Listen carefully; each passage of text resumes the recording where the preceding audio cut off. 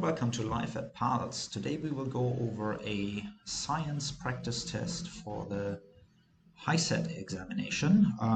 This is a free practice test which was released in 2017, and yeah, we will go over the questions step by step.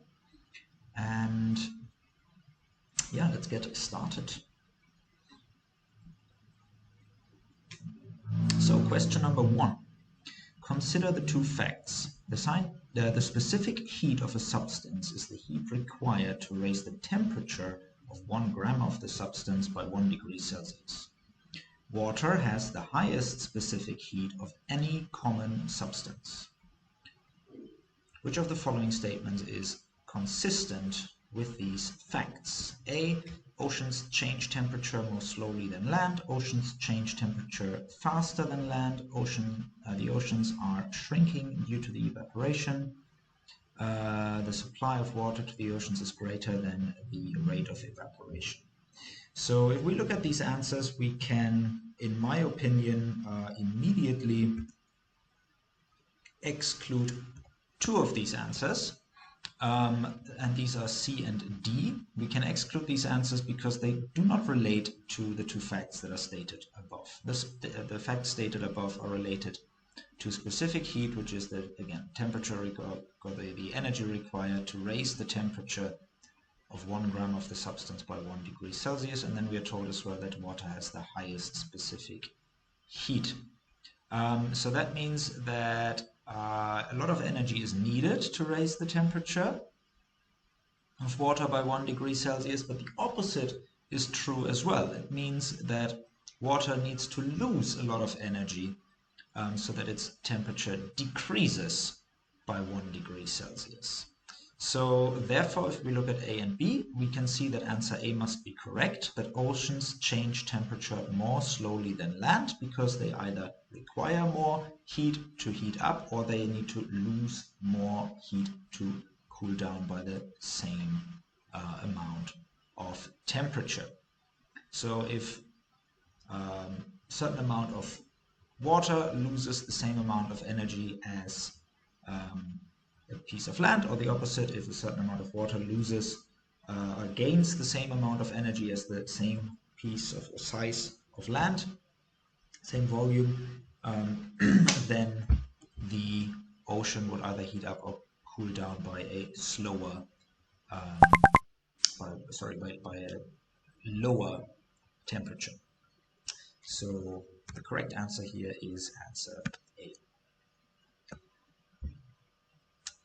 4 students used the same meter stick to measure an edge of the same wooden cube 4 times. They obtained the following results. Student 1 measured these 4 values from 11.9 to 12.75. The average is 12.4. Student 2, 11.9.5 to 12.7. Student 3, 11.9 to 13.1, and student 4, 11.95 to 12.8. All of them got to the same average of 12.4. The question is, which student's measurements represent the greatest precision? Now, in science, there are, in terms of measurements, and yeah, there are 2 important terms that are related to each other, that is precision and accuracy. And these 2 are easiest explained by using a picture. So I have a little picture here prepared for you, this one. So we can see in the first one, so this shows basically the accuracy and precision of whether we hit the aim or not. Now, the first one shows low accuracy and low precision. The second one shows low accuracy because we are away from our actual aim, and we want to hit the middle, not somewhere on the outside. But we have a high precision. This is because the data points, or where we hit, this is all very closely bundled together. This one in the bottom left corner shows high accuracy because we are around the center the actual aim that we are aiming for, but we have a low precision because our data points are quite spread out around the aim, and the last one shows high accuracy and high precision. So in summary, accuracy is about how close our data points are to our actual, to the truth, the real aim of what we want to find out. And precision is how close the data points are together.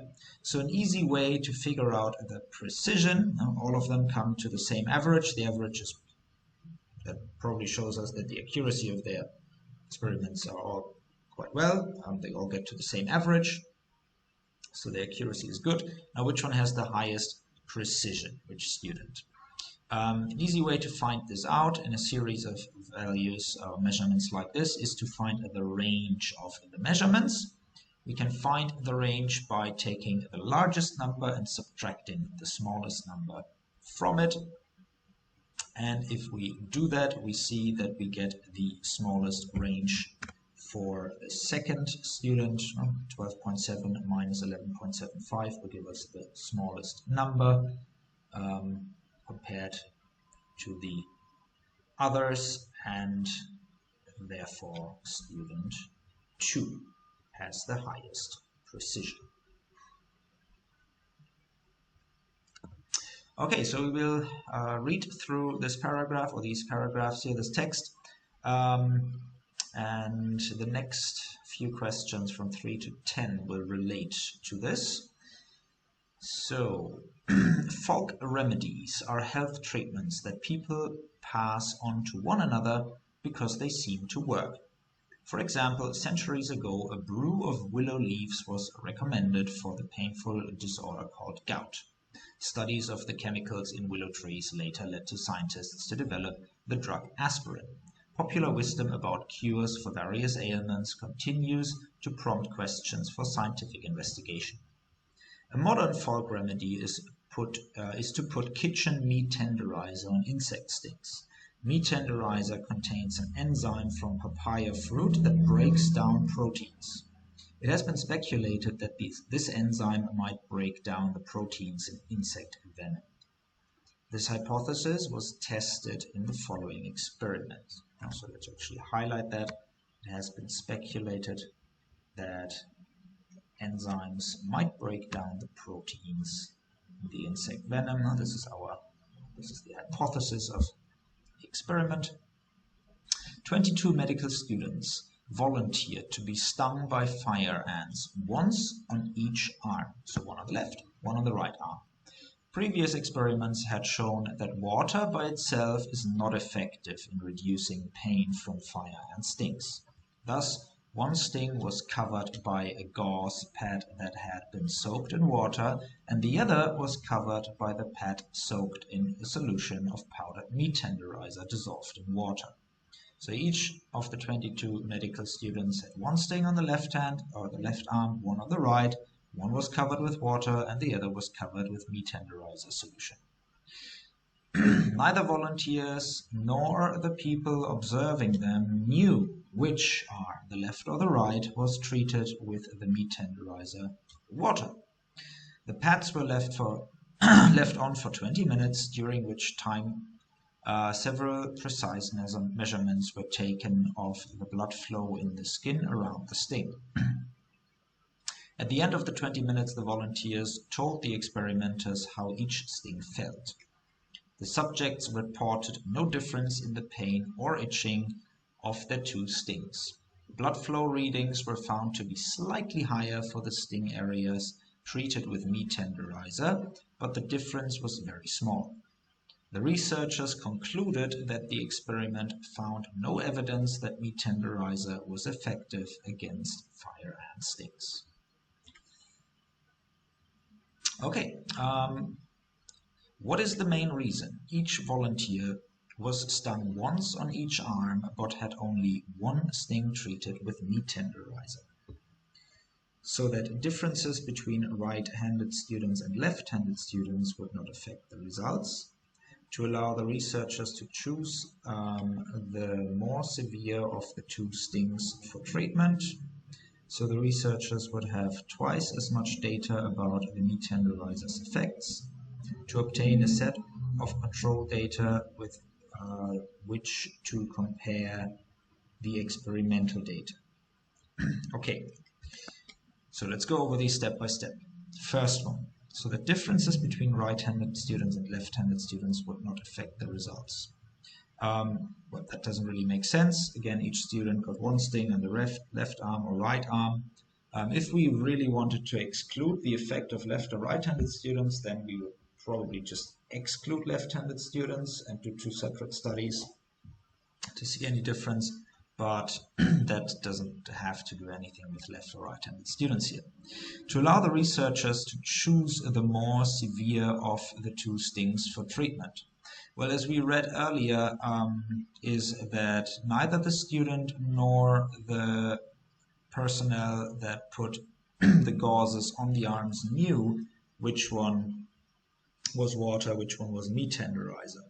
So they wouldn't know what they put on which sting. So we have to exclude B as well.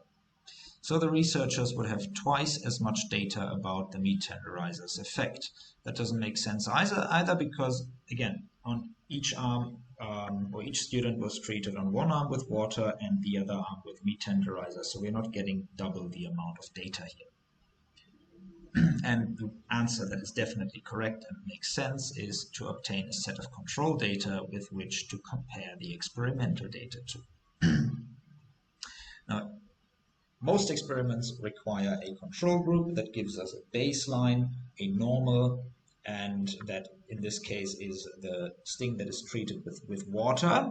We get a very important piece of information in the text that tells us that water was previously tested and showed no effect or remedy against insect stings. Yes, here, water by itself is not effective in reducing pain from fire and stings. This has been checked in a previous experiment. Previous experiments had shown. So we know that the water will not affect the pain of the insect sting due to a previous experiment. So that will give us a nice baseline of how painful the sting is for each person individually, and then this can be compared to the sting that has been covered in the meat tenderizer solution, which is our experimental data. Would the validity of the results have been affected if the volunteers had been told which of the two stings was being treated with meat tenderizer? This is something very common in medicine, and the answer is yes, it would have affected the results. It's called the so-called placebo effect, that just psychologically our brain, if we are told by a doctor that this pill will help us feel better, we will probably feel better, although the drug itself does actually have no effect. It's just our own psyche, our own mind, our brain that takes this information up and we feel better. This is called the placebo effect. So every medical study tries to eradicate and get rid of the placebo effect by doing a double-blind study, which was done here as well, because neither the volunteers nor the people observing them knew which arm was treated by the meat tenderizer. Only the scientists behind the scenes that would in the end evaluate the data that were not present during the experiment, they have the information which sting was treated with water and which one was treated with meat tenderizer. So we can exclude A and B because they say no. Would the validity of the results have been affected if the volunteers had been told which of their two stings was being treated with meat tenderizer? Yes, it might have affected how much pain and itching they thought they felt on each arm. Yes.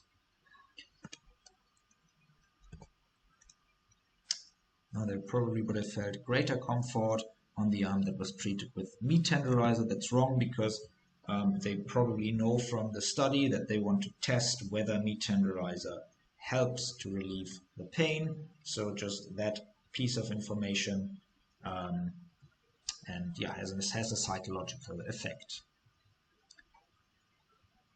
Question 5. Suppose it is found that there is very little protein in the venom of fire ants.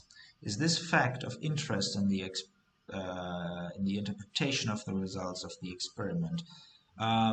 Yes, it definitely is. So this is wrong.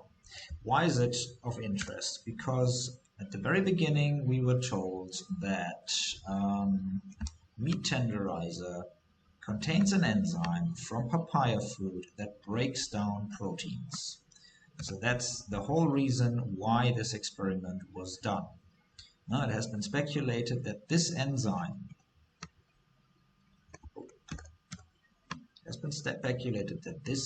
might break down the proteins in the insect venom.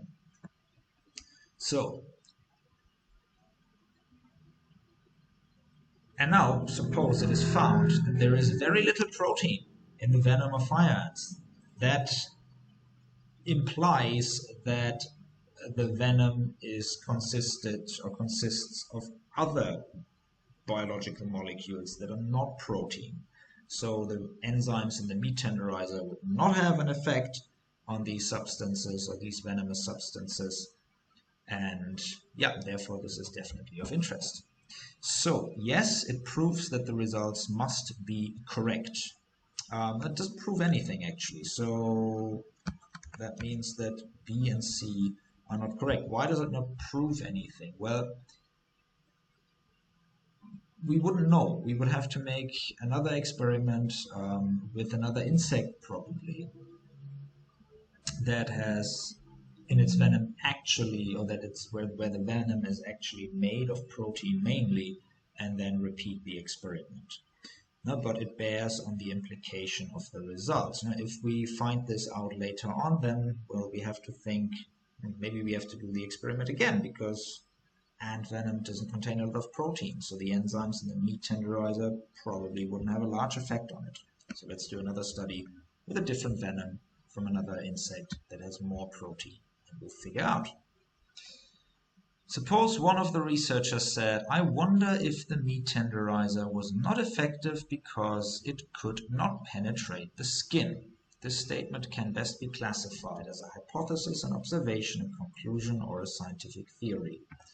A scientific theory is something that has been proven over and over and over and over again by scientists over many decades, in hundreds or thousands of experiments, or more some kind of scientific fact, basically, that cannot be disproven. So that is definitely not the case. A conclusion, no, it's not a conclusion, so it's either an observation or a hypothesis. I wonder if the meat tenderizer was not effective because it could not penetrate the skin. So this is not an observation either. It's a hypothesis. It can be tested. It is a proposed explanation to an observation. The observation that the meat tenderizer did not go through the skin, and then we're coming up with a new question here basically, and something that we would like to test. So this is a hypothesis. After the blood flow measurements have been made and pain reports taken, which of the following would it have been best for the researchers to do? Look at the stings again later to check for long-term differences. Try another remedy on the same set of stings and collect similar data.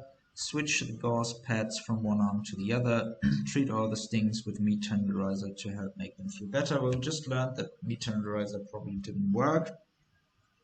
So that doesn't really make sense here.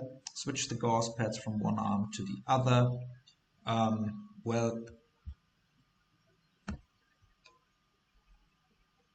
the meat tenderizer didn't really have an effect, and could be done maybe if it had an effect. to remedy the pain of the other sting, but again, it wouldn't give us any value in terms of our experiment. Nothing new that we could learn from that. Try another remedy. Same here. Our experiment is not about other remedies. It is about meat tenderizer and its effect on the pain of the insect sting.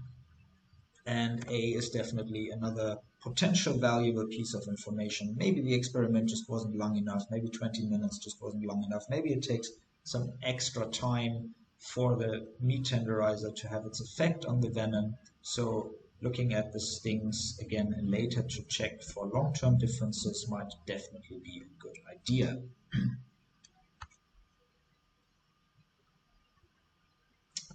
Which of the following best describes how the results of the experiment should be viewed? The results are not useful because the meat tenderizer was ineffective. The results are not useful because only 22 subjects participated in the experiment. The results are useful because they represent one set of data to be considered in related experiments, and the results are useful because they proved that folk remedies do not work.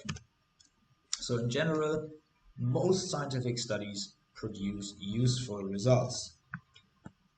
Maybe it's not what the researchers expected here. Maybe they wanted to find that meat tenderizer helps against insect stings, but they didn't. But the opposite of information, the opposite piece of information, knowing that it didn't work, is very important as well for potential future experiments. And therefore, C is the correct answer here. A and B can be excluded. D as well can be excluded because the results, what does it say? The results are useful because they prove that folk remedies do not work. This is just a way too general statement. We are investigating one folk remedy here, that is meat tenderizer, that doesn't have to do anything with other folk remedies, so that's why this is wrong. So suppose the experiment was designed to have each volunteer be stung once, report the pain, be treated with meat tenderizer solution for 20 minutes, and then report how the sting felt later. Would this experiment design be as good as the original design? No. Why not? Because we are talking about one sting, and the pain of that one sting can just in general change over time. It might be more painful at the beginning and less painful later on. That might be different from individual to individual as well. So it would be impossible to separate the effects of the normal recovery compared to the meat tenderizer. We have nothing to compare really, because we are comparing the same sting in different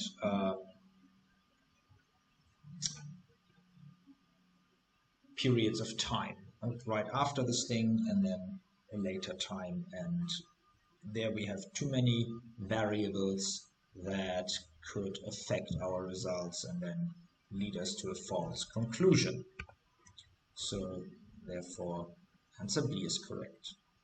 Consider the hypothesis of interest in the experiment. Suppose the meat tenderizer had been effective in reducing pain, then which of the following questions would most likely be investigated next? So we've just figured out the meat tenderizer was helpful, it reduced the pain. Wow, that's great, cool, so what do we do next? Are proteins responsible for the effects of fire and venom? Do all brands of meat tenderizer provide relief from fire and stings? Do other folk remedies also provide relief from fire and stings? Is it the enzyme or some other ingredient in the meat tenderizer that provides the relief? So there's only just one answer, obviously, that makes sense here as a question that would most likely be investigated next. And it's the question that is related to our experiment. So other folk remedies, might be interesting, but it's not related to our study. It would just be looking for something completely different, which is not related to our meat tenderizer that we have tested. Do all brands of meat tenderizer? Well, uninteresting in this case. Could try as well, but it doesn't lead us any closer to a better understanding of what helps to treat the venom in the ant sting. Are proteins responsible for the acts of fire ant venom? Well, probably yes, if it helped, so we don't have to test that for now. The important one is D. It is the enzyme or some other ingredient in the meat tenderizer. Now, meat tenderizer, what we learned, contains enzyme that breaks down proteins, but obviously meat tenderizer contains other things as well. So therefore, we have to figure out whether it was really the enzyme that reduced the pain or if it was something else. All right, let's have a look at the next few questions. 11 and 15 refer to the following information. A drought can be described using measures of rainfall amounts, agricultural productivity, vegetation conditions, soil moisture, or stream flow. Yet, in the most basic terms, a drought is a significant deficit in moisture availability due to lower than normal precipitation, rainfall. The definition, however, is relative to a given region and is dependent on the past and present conditions in that region.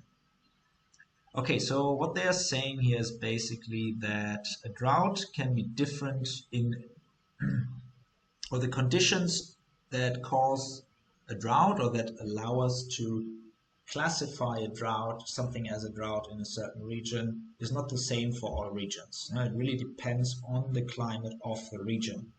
If you have a region that is naturally relatively dry and has little rainfall, then in its normal conditions, which are relatively dry, it's not a drought. But if it gets more dry than that, then it can be described as a drought. Whereas in a tropical rainforest or something like this, where there's a lot of precipitation and a lot of rainfall, a lot of moisture, a drought would be something completely different than a drought in the environment that I mentioned before, that is naturally more dry.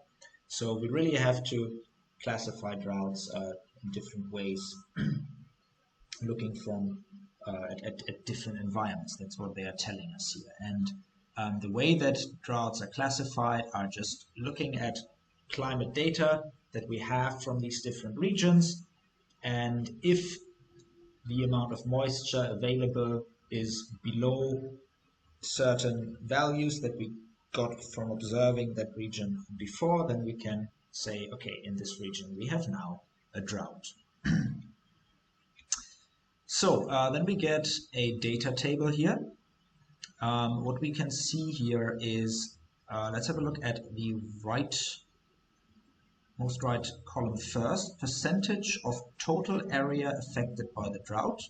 So in this case here it's 100% in region E, and then we have here percentage of region in each drought classified as percent. So these are percentages of the region that experience drought in different stages of severity. So abnormally dry is like the lowest level of drought, and moderate drought, severe drought, extreme drought, exceptional drought. And they tell us here that 100% of the area is affected by drought. That means that these numbers here basically add up to 100%.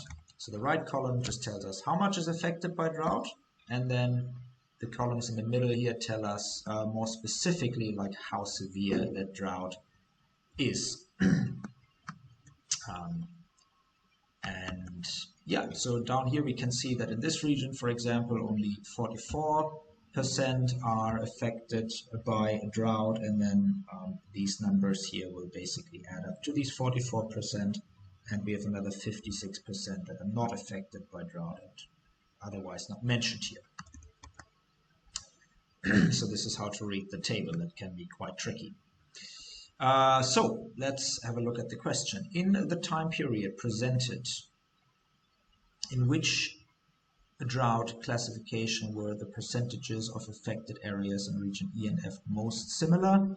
So we're just, now here we have region E, region F, and we're just comparing the drought classifications and where the percentage is most similar. And we can see that these here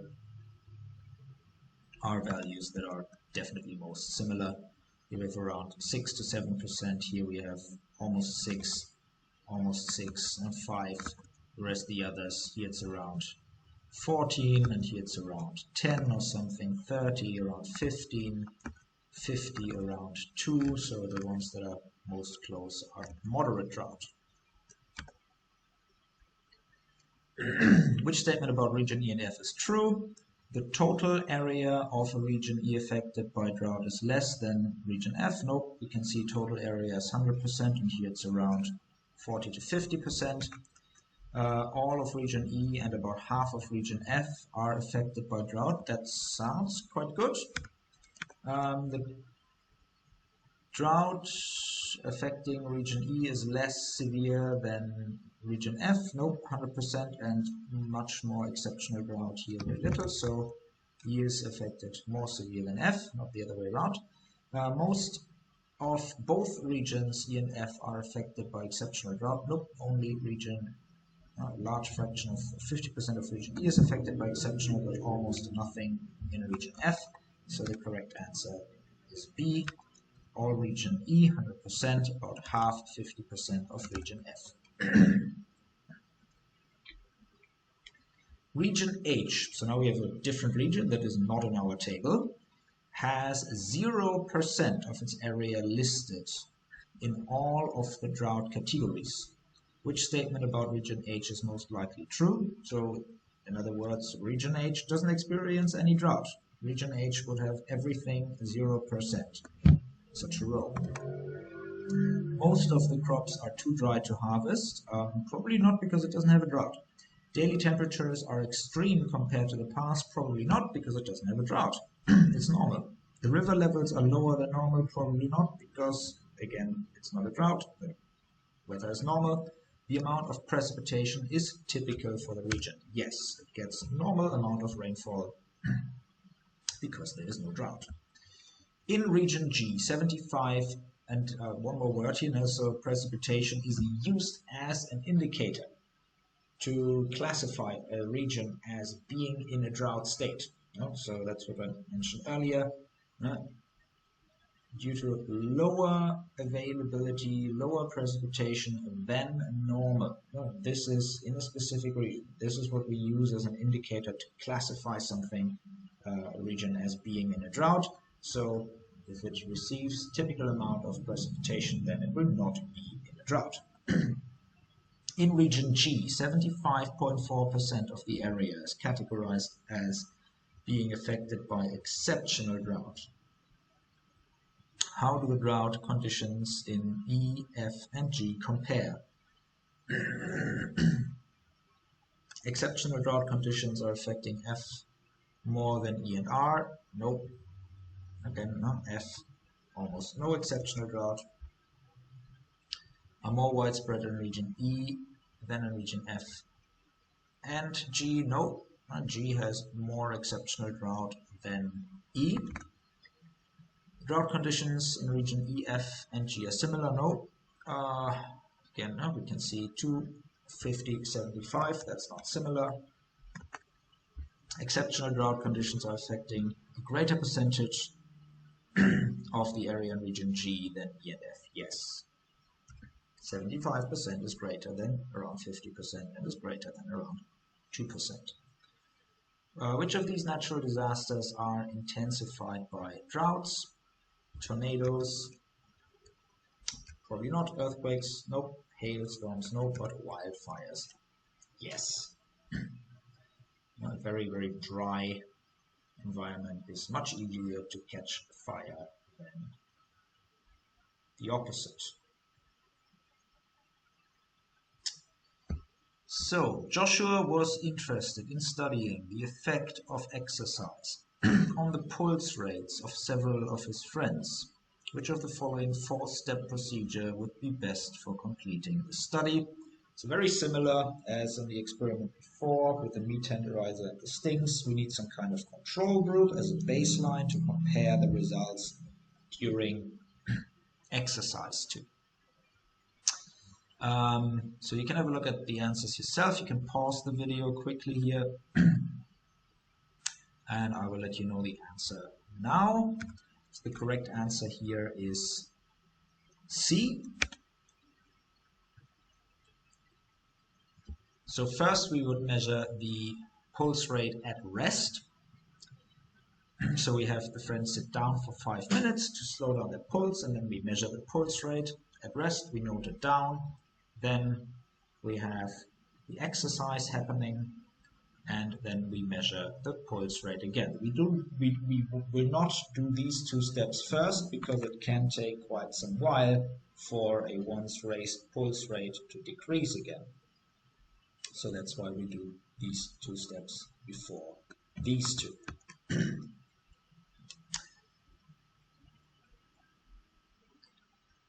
Which birds of the northern United States can probably best withstand extreme temperature changes? Those that migrate to coastal regions in fall, those that migrate south in the fall, those that migrate north in the spring, those that remain in that region throughout the year.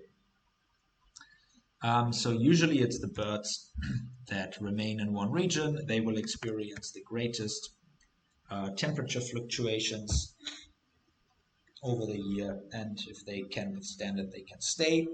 All the others are migrating, and migrating birds usually travel to regions that have a milder climate. Although C is definitely a little bit misleading here. Why would a bird migrate north during spring? So in the north it's usually colder, but it's not only about the cold, it's as well about the heat.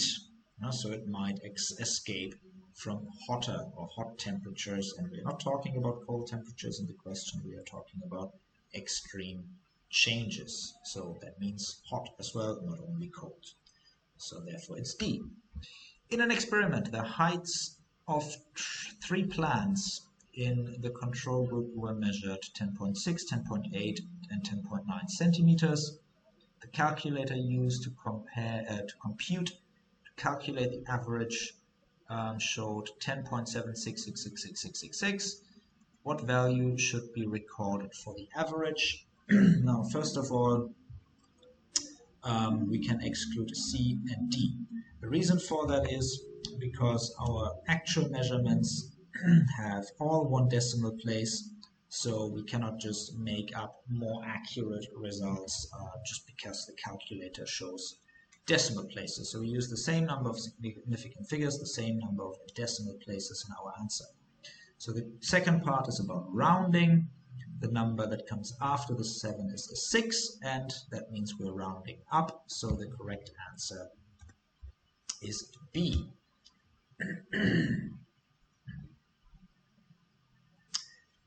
Question 19 through 23 refer to the following information. In an electromagnet, the magnetic field is produced by the flow of an electric current. The magnetic field is maintained by a continuous supply of electrical energy. The typical parts of an electromagnet are a wire coil, a magnetic metal core, and a source of electricity.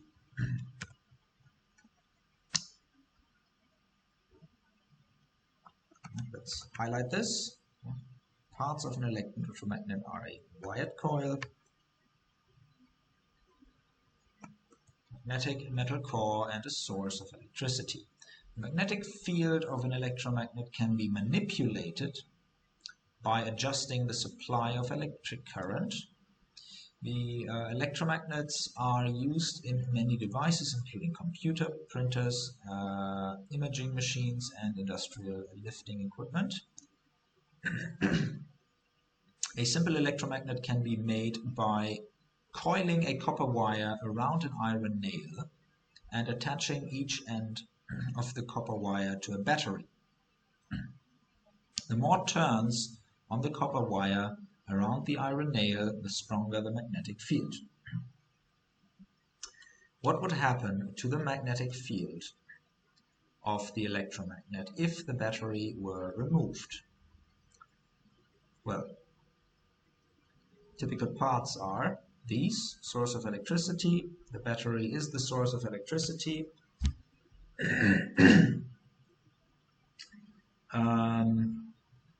and we are learning here as well that in an electromagnet the magnetic field is produced by the flow of an electric current. So if we don't have a battery, there's no electric current, which means the magnetic field would cease to exist. Which statement about electromagnets is supported by the information provided? Electromagnets are used in certain types of computer equipment. That sounds good. Batteries are the most common source of electric current used in electromagnets. We don't get any information about that. It just says we need a source of electricity. We're not getting any information whether batteries are the most common source. Copper is the most common metal used for the core of electromagnets. Careful, wired coils are usually made of copper, but we need a magnetic metal core. Copper is not a magnetic metal. Electromagnets are used more widely in industry than permanent magnets. We don't get any information about that. Maybe yes, maybe no, but there's nothing about that in the text above, so we have to exclude it. And we already said A makes sense, so yes. And they told us that they are included in many devices such as computers. Which sentence best describes what will happen when a compass, a pendulum with a cork bob, a sample of lead and gold are placed near an electromagnet?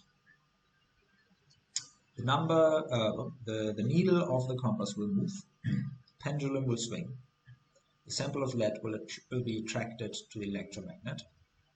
The sample of gold will be attracted to the electromagnet. Now the only material, the only object that contains a magnetic material is the compass. The compass will move. Pendulum has a cork bob. It's not a magnetic material. Lead is not a magnetic metal, and gold is not a magnetic metal either. Which of these factors is least likely to affect the strength of a simple electromagnet? The number of turns of wire around the core, the amount of electric current, the magnetic properties of the core, the presence of nearby non-magnetic objects.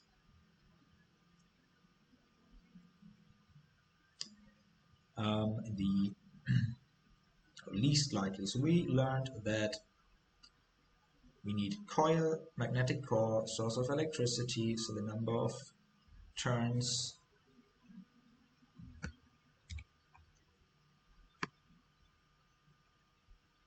give us a stronger magnet if it's more.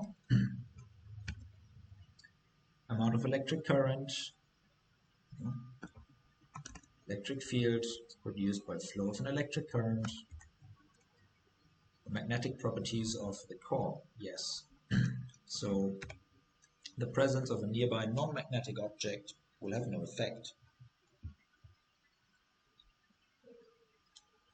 Which statement is true about the strength of electromagnet 1 compared to that of electromagnet 2 compared to that of electromagnet 3? So we see the difference between the electromagnets are the coils of wire around the nail, and again we have learned that the more turns of copper wire around an iron nail, the stronger the magnetic field of the electromagnet. So therefore electromagnet 2 is the strongest, then 1, and then 3. Strength of electromagnet 1 is greater than... No, strength of 1 is less than 2, but greater than 3, yes.